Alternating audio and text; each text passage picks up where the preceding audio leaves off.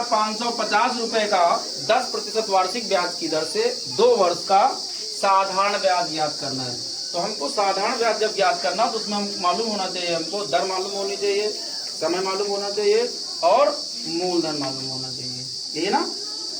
तो इसमें हमको तीनों चीजें याद हैं, मूलधन भी याद है, दर भी याद है और समय भी याद है। तो हम बड़ा आसान है साधारण ब्याज निकालना। देखिएगा भैया, हल मूलधन बराबर कितना है 2,550 रुपए। अब हमको इसके बाद क्या मालूम है, दर भी मालूम है। तो हम लिखेंगे दर बराबर 10% वार्षिक।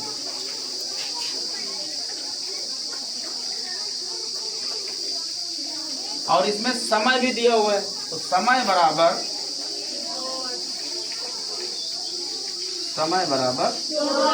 2 वर्ष। अब निकालना क्या है यहाँ पर हमको, साधारण ब्याज। क्या पूछ रहा है, साधारण ब्याज। तो हम लिखेंगे साधारण ब्याज बराबर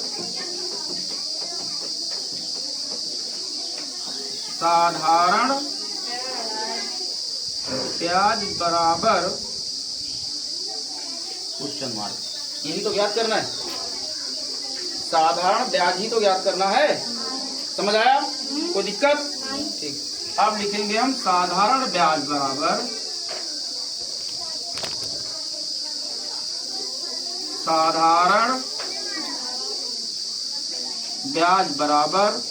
साधारण ब्याज ज्ञात करने का तो सूत्र बताइए भैया। क्या होता है, मूलधन गुणे दर गुणे समय और बटे में आ जाएगा 100। अब यहाँ पर मूलधन दिया हुआ है हमारा, तो मूलधन दिया हुआ है कितना, 2,550 रुपए। फिर क्या है आएगा, दर कितनी है भैया, 10। समय कितना है, 2 और बटे में क्या आएगा 100।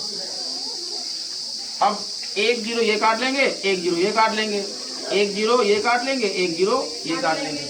अगर बाई चांस कभी ऐसा होता है कभी कभी कि 0 यहाँ पर नहीं दिए होते हैं, तो क्या करना होता है, इस वाले की और इस वाले की क्या करनी है, गुणा करनी है। और फिर नीचे क्या लिखा है, 100 से क्या करना है, भाग कर देना है।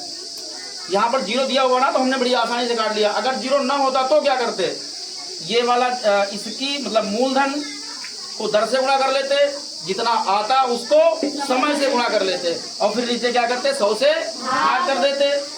समझ रहे भैया? ठीक।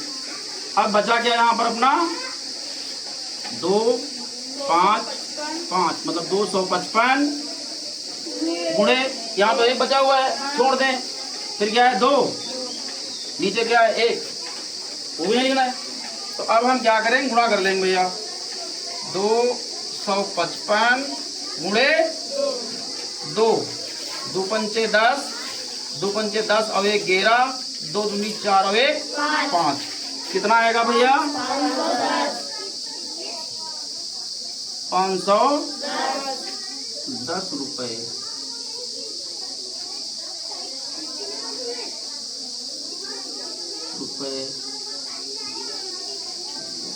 समझ आया भैया? यहाँ पे कोई दिक्कत तो नहीं, समझ गए?